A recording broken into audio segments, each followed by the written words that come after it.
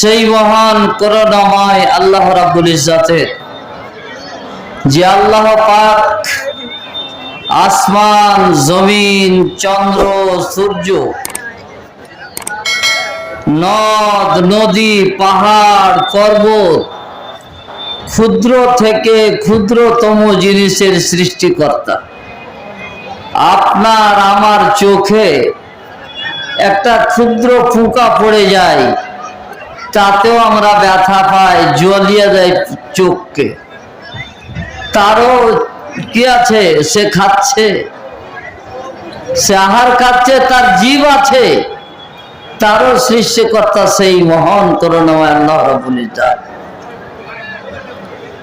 তারপরে পর তার প্রেরিত রাসূল, আখির নবী, খাতামুন নবিয়্যিন মুহাম্মদুর রাসূলুল্লাহ সাল্লাল্লাহু আলাইহি ওয়াসাল্লামের প্রতি শত সহস্র দুরূদ ও সালাম অবতীর্ণ হোক। আল্লাহুম্মা সাল্লি আলাইহি, আল্লাহুম্মা বারিক আলাইহি, আল্লাহুম্মা বারিক ওয়া সাল্লিম।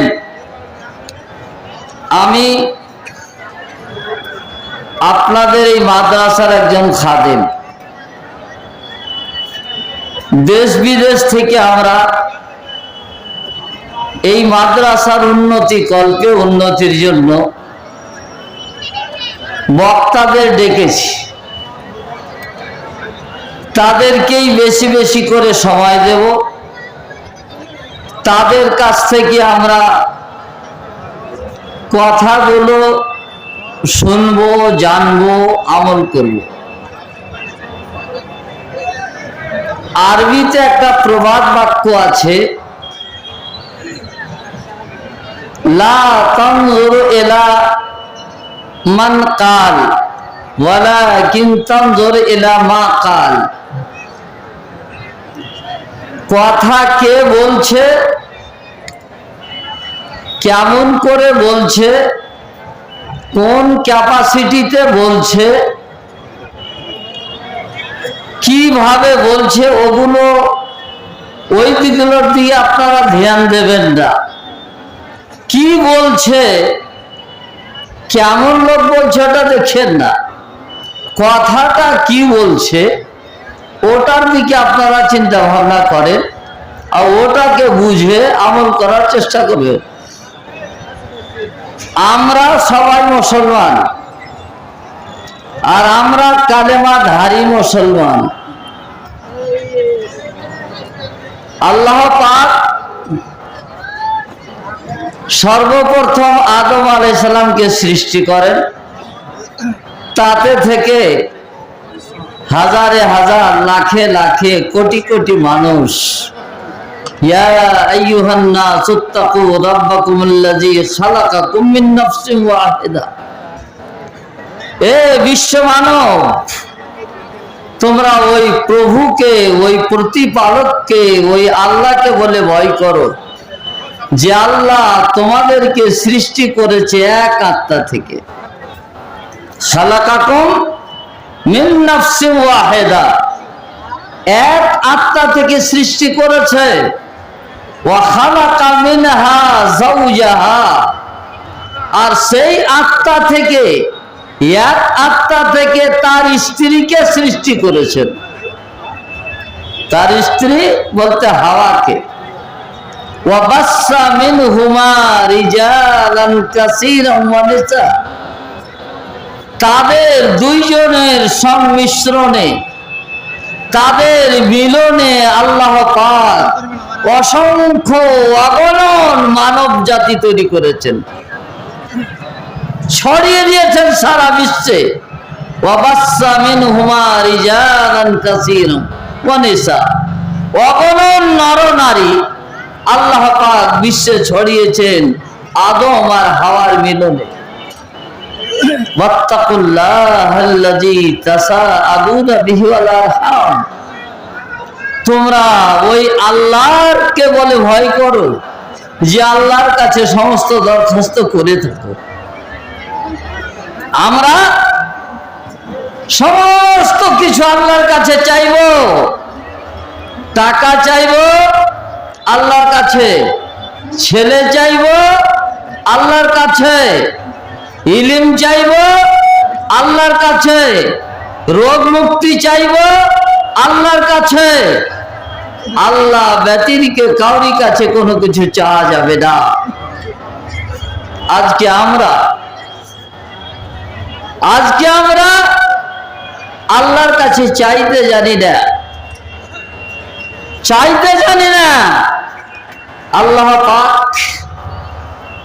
এই আসমান যেটা আপনারা আমরা দেখতে পাচ্ছি, ইয়ানজুলু রাব্বুনা কুল্লা লাইলাতিন ইলাস সামাইদ দুনিয়া হিনা ইয়াবকা সুলুসুল লাইল।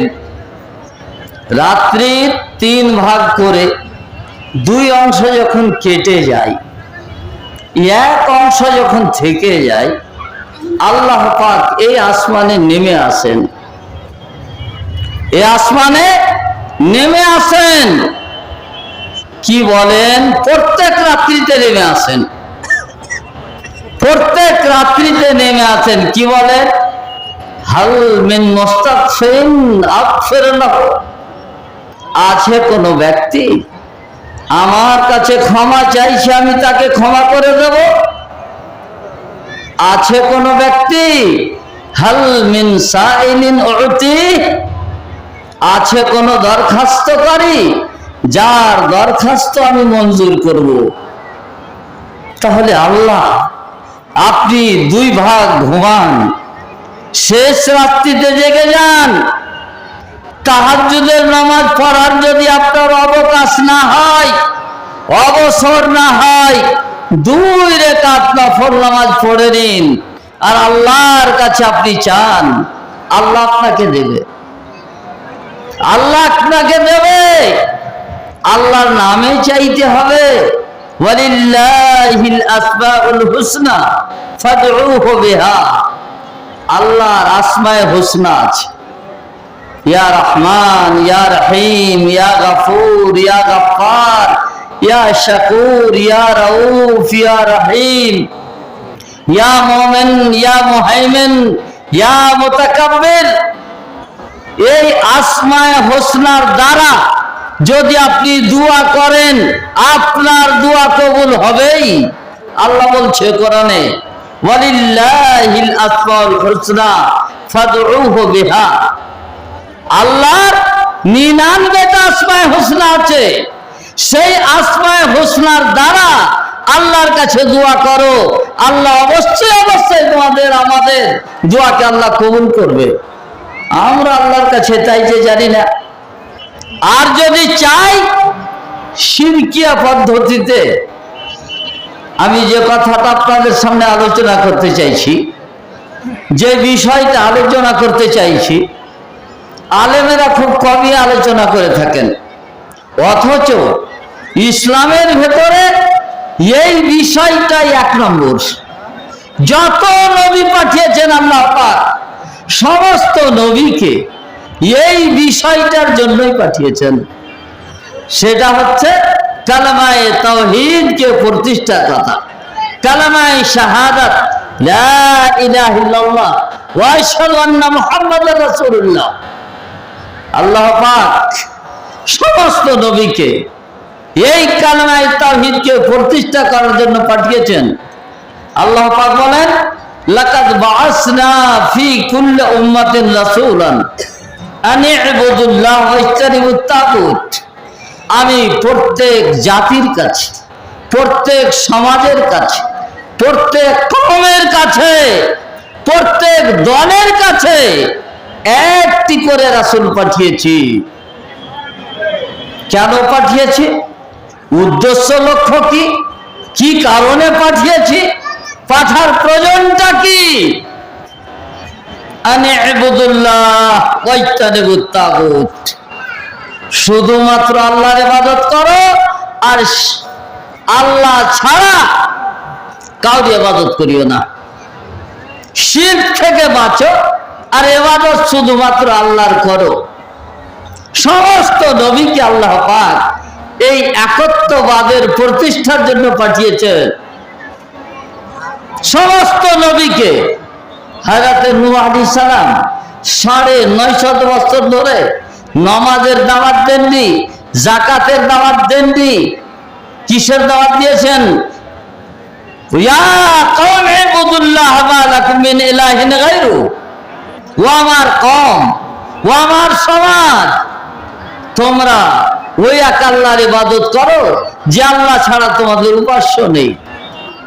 950 বছর দাওয়াত দেওয়ার পর আল্লাহর কাছে দরখাস্ত করছেন নূহ আলাইহিস সালাম, ইয়া কওমি, ইয়া আল্লাহ, রব্বে ইন্নী দাউতু কওমি লাইলা ওয়া নাহারা ফালাম ইয়াজিদহুম দুআই ইল্লা ফিরারা।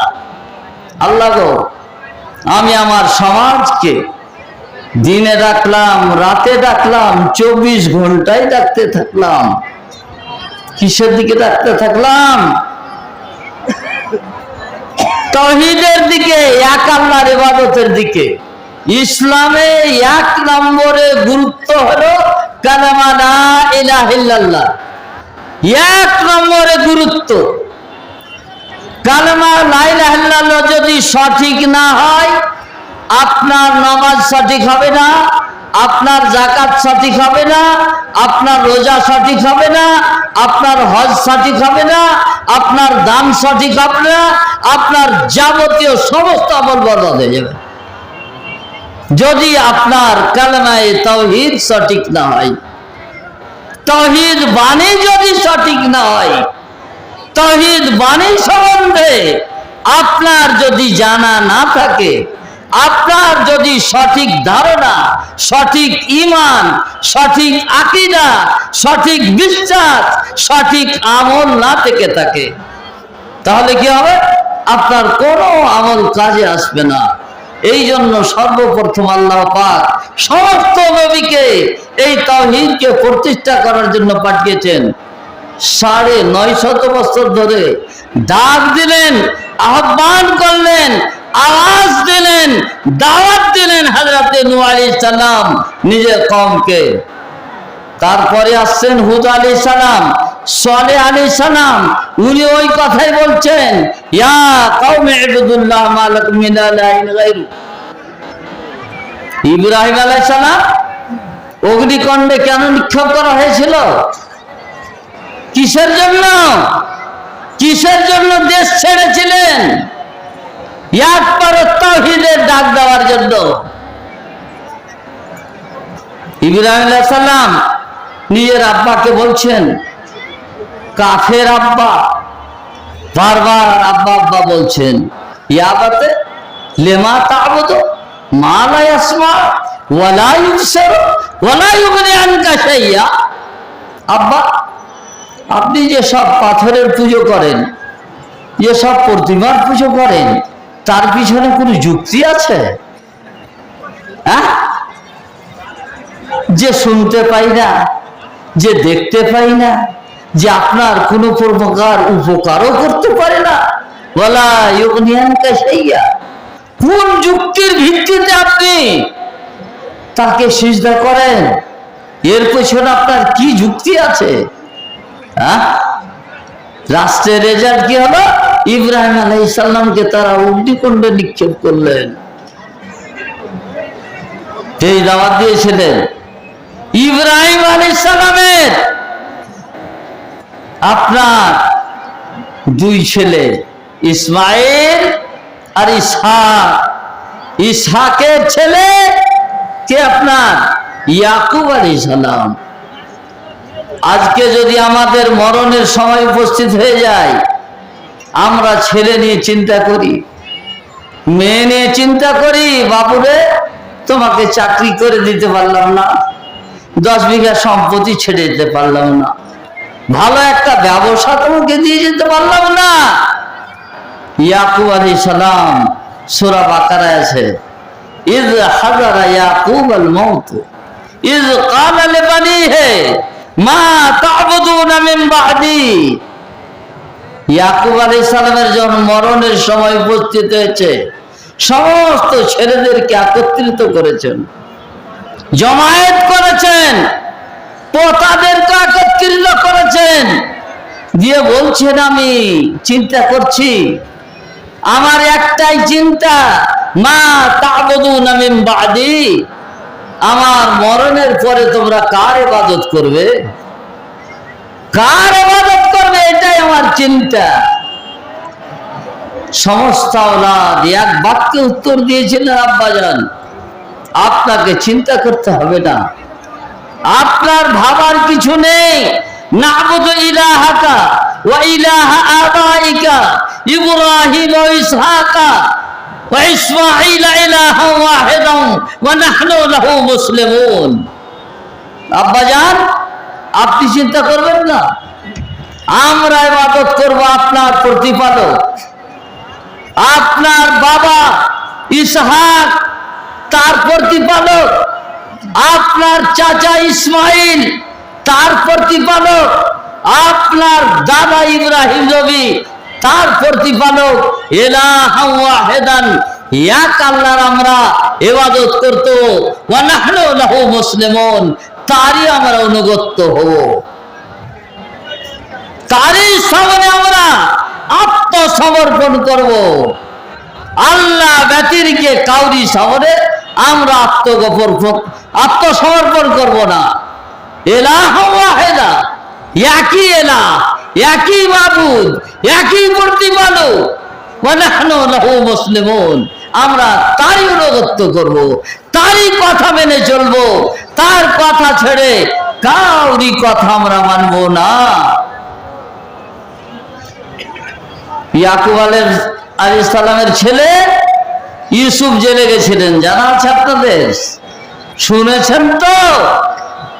জেলে চলে গেছেন, জেলে গিয়ে জেলের দুই বন্ধু পার্শ্বে আছে, তাদেরকে বলছে ভাই বলো, ইয়া সাহেবাই সিজনে আরবাবুন মুতাফাররিকুনা খায়রুন আমিল্লাহুল ওয়াহিদুল কাহ্হার। ও আমার জেলের দুই বন্ধু, তোমাদের আমি জিজ্ঞাসা করতে চাই, তোমাদের আমি প্রশ্ন করতে চাই, এক শক্তিশালী প্রভু সেটা উত্তম না বহু পাচ্ছ তোমরা মেনে মানবে সেটা উত্তম বলো? যুক্তি রেখেছিলেন।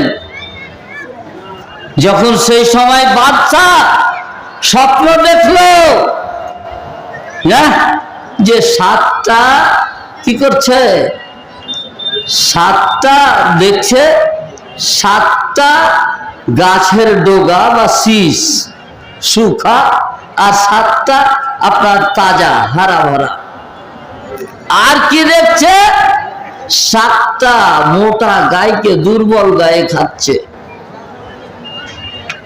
সমস্ত মন্ত্রীদের জমা করে দিলেন, এই আমার স্বপ্নের তাবির কি হবে, ব্যাখ্যা কি হবে বলো? আমি এই স্বপ্ন রাত্রে দেখেছি, মিশরের বাদশা স্বপ্ন দেখছে, ওই জেল থেকে ছুটা একজনকে চুরি হয়ে গেছিল আর একজন বেঁচে ছিল। আমি ঘটনার দিকে যাচ্ছি না, ঘটনা লম্বা। যে বেঁচে ছিল বলছে আপনার স্বপ্নের তাবির ব্যাখ্যায় একজন ইউসুফ বলে আছে জেলে, ওই বলতে পারবে। যাও, তাড়াতাড়ি পিয়নকে পাঠিয়ে দিলেন, পিয়ন যাও ইউসুফকে জেল থেকে বের করে নিয়ে এসো। যেমন গেল, ইউসুফ আলাইহিস সালাম কি হয়েছে, বাদশা ডাকলো আপনাকে জেল থেকে, আপনার ছুটি। ইউসুফ আলাইহিস সালাম বললেন না, জেল থেকে আমি বের হব না। মা বালুন নিসওয়াতুল্লাতী কাত্তা'না আইদিয়াহুন্না, ওই যে স্ত্রী লোকেরা তারা চাকু দিয়ে নিজের হাত কেটে দিয়েছিল।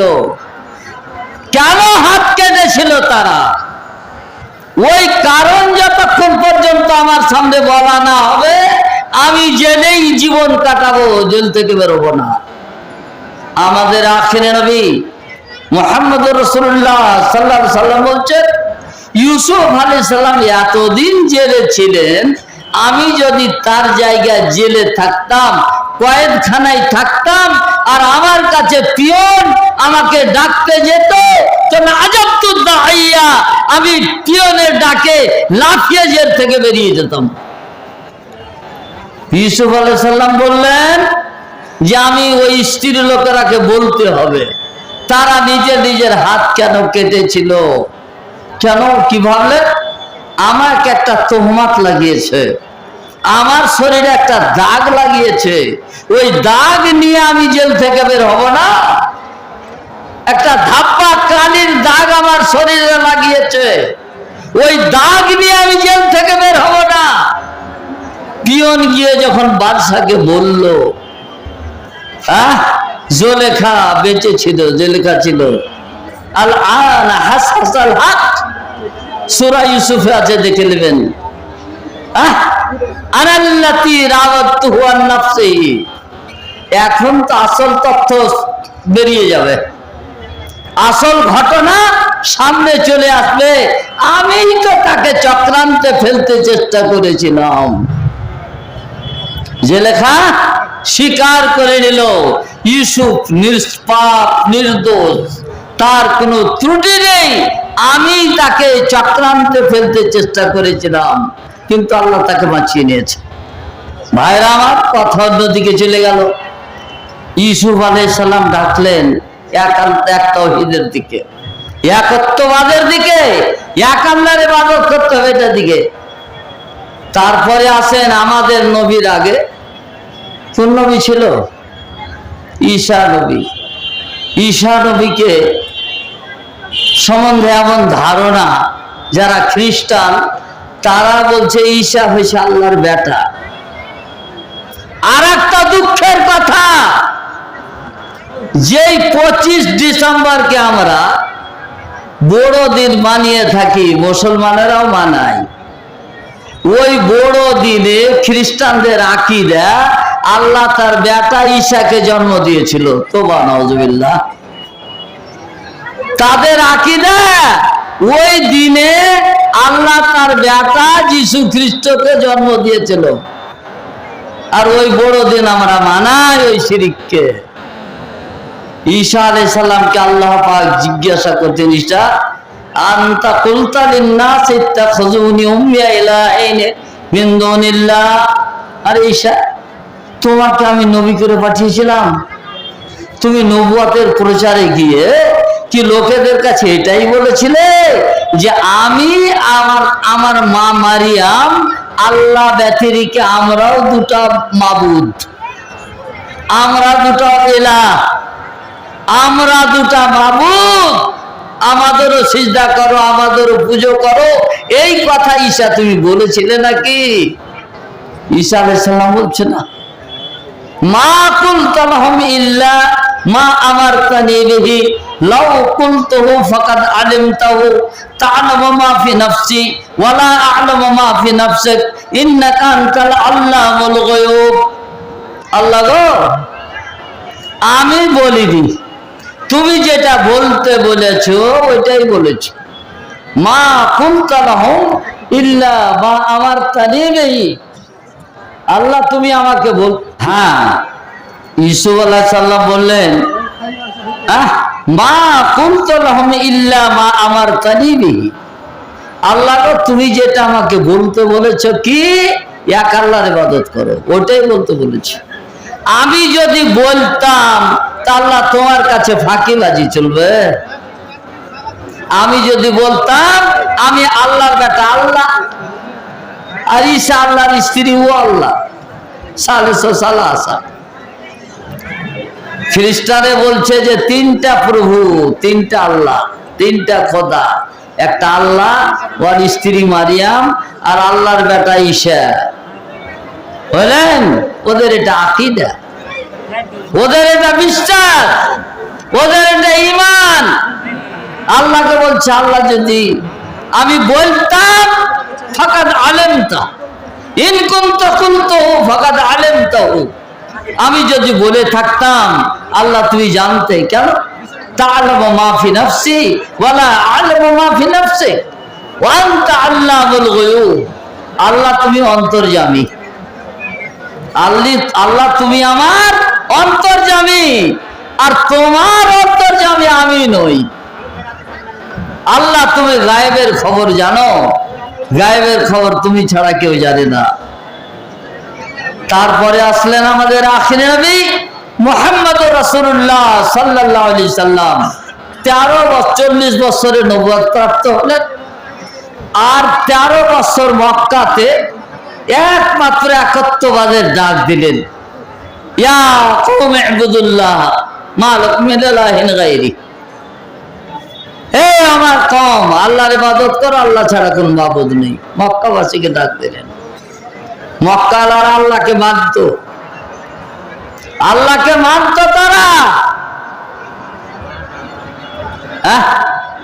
দলিল যখন হুদায়বিয়া সন্ধি হয়, তখন সন্ধিনামা লিখবে, সুলেনামা লিখবে, মীমাংসানামা।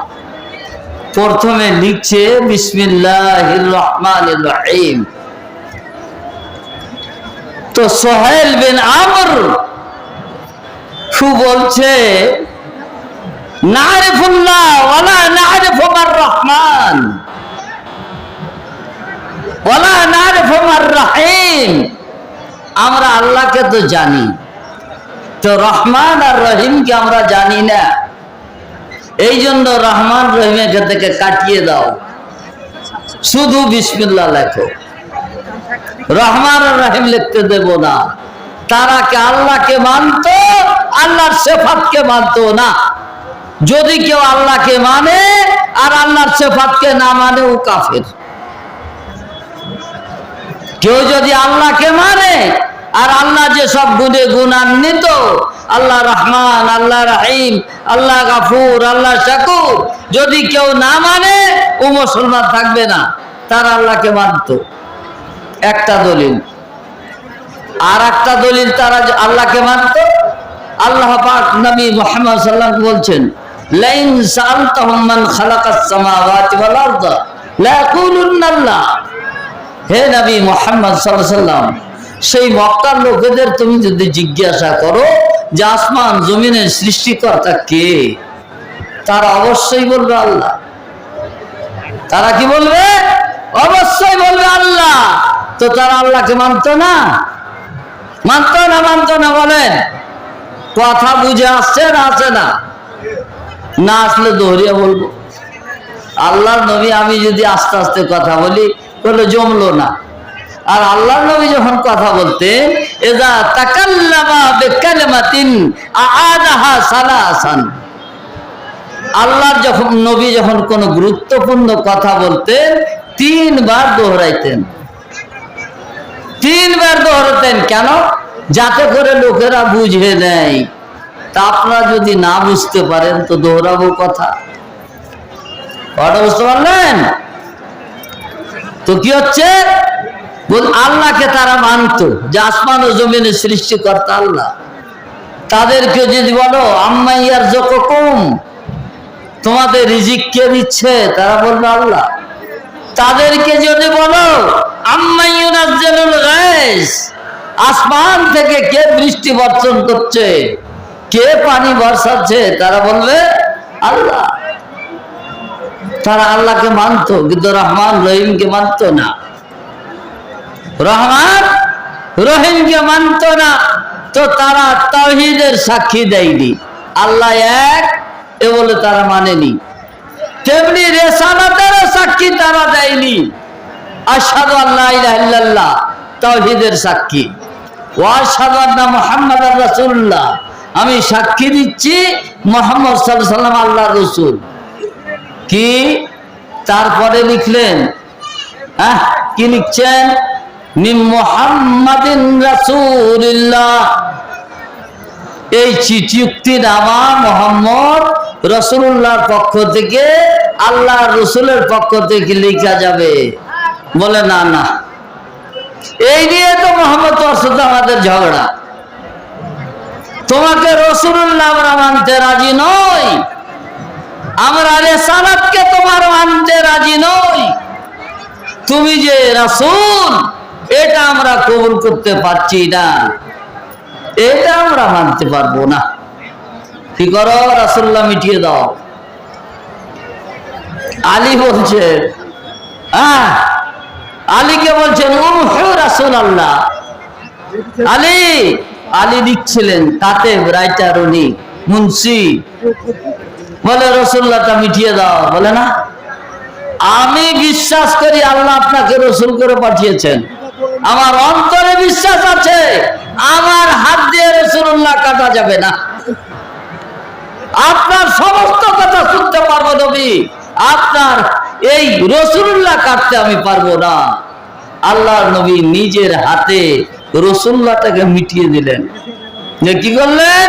মিন মুহাম্মদ ইবনে আব্দুল্লাহ, আব্দুল্লাহর বেটা মুহাম্মদের পক্ষ থেকে চুক্তি নেওয়া হচ্ছে।